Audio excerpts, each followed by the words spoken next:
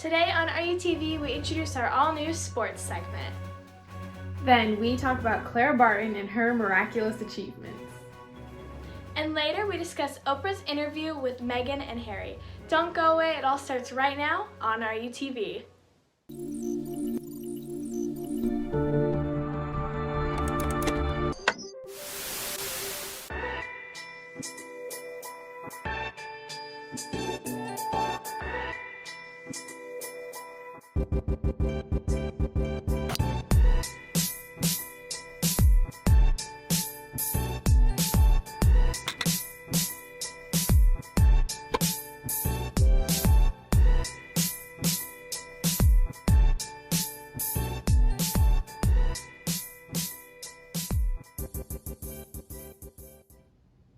Good morning, Seahawks. Today is Friday, March 12th.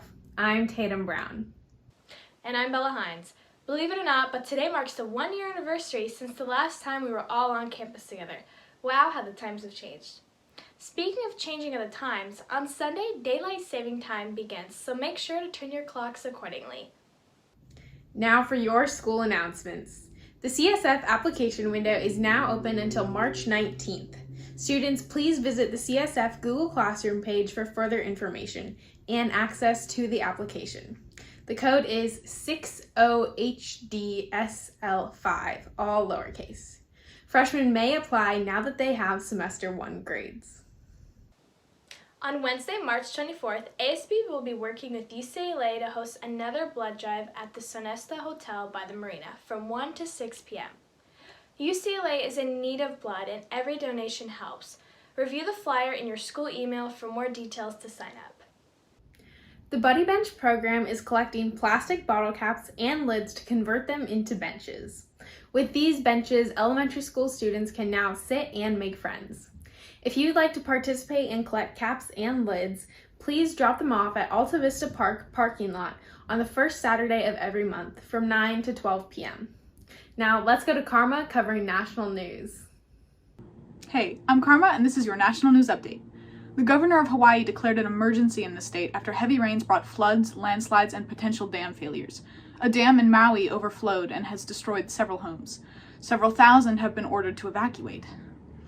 On Saturday, the Senate passed a $1.9 trillion virus relief bill that includes $1,400 stimulus checks, unemployment benefits of $300 a week, and billions in funding to reopen schools.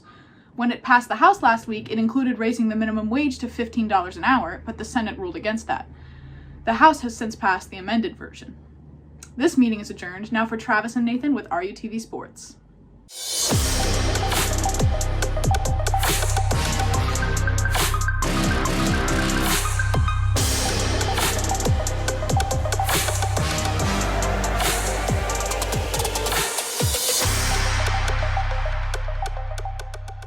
What's up, everyone? I'm Nathan Robertson. And I'm Travis Wilkins. Welcome back to this week's RUTV Sports, and without further ado, let's jump right into it. Good news, the MLB is almost back and we are just about 3 weeks away from opening day. Some more good news, we are finally going to be able to watch baseball again in person. Commissioner Manfred is allowing teams to host their fans as long as their city meets state and local health guidelines. And yeah, I know that may sound scary considering the state of the pandemic we're in now. But luckily, Los Angeles Governor Gavin Newsom approved the proposal, and the Dodgers will be allowed to fill 20% of Dodger Stadium with fans this year. This past week, our athletes played some incredible games. On Thursday, March 4th, our boys and girls varsity water polo teams went up against Peninsula High. Our girls team came away with an outstanding win, scoring 16 goals for a final score of 16-4. Our boys team played an incredible game as well, also scoring 16 goals for a final score of 16-3. How crazy is that? The NBA All-Star Game was held in Atlanta this past Sunday with Team LeBron facing off against Team Durant. The game featured some interesting twists to it, with the slam dunk contest being held at halftime, and for the first time ever, Steph Curry and LeBron James were on the same team. Team LeBron wound up beating Team Durant 170-150. The MVP, though, caused some controversy, with many believing Damian Lillard was robbed of the All-Star Game MVP, especially considering he made the game winner.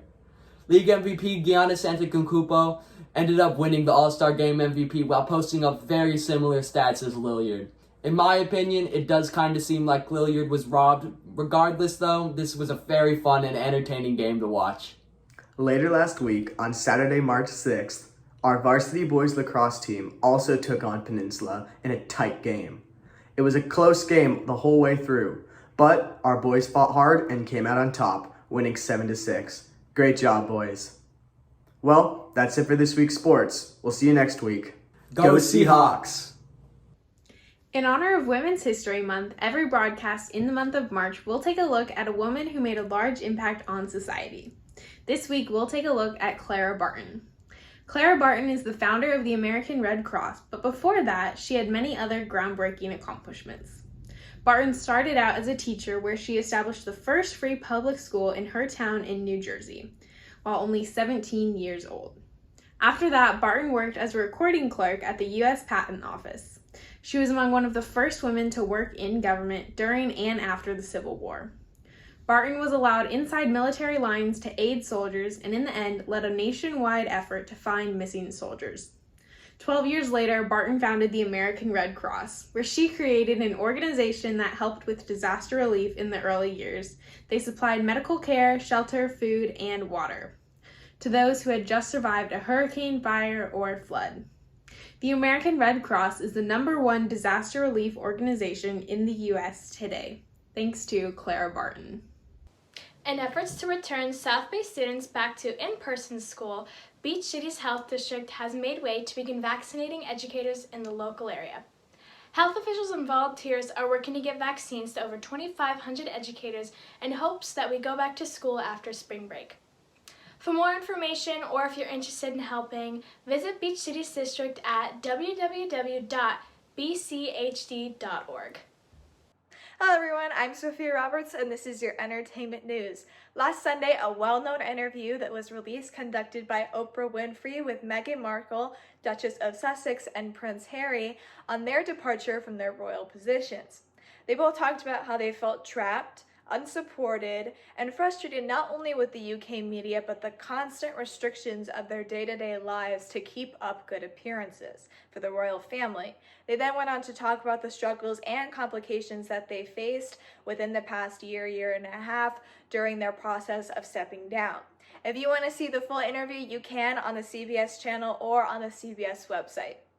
A new Marvel series is coming out on Disney Plus on March 19th, 2021 called The Falcon and Winter Soldier. The series stars Anthony Mackie and Sebastian Stan as their characters, who are a mismatched duo, team up for a global adventure that will test their survival skills and their patience. Each episode will be around an hour long, and there are 6 episodes in the season. Starting on March 19th, 1 episode will be released every Friday for 6 consecutive Fridays. That's a wrap for entertainment news. Now let's go back to Bella and Tatum. Are you interested in joining a team, collaborating in a school-wide project, working behind or in front of the cameras? Then you should apply to join RUTV. The application form can be found in your school email.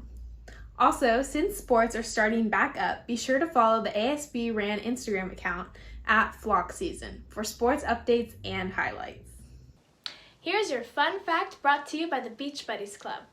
Did you know about 90% of the 1 million animal species that live in the ocean are invertebrates, meaning that they don't have a backbone?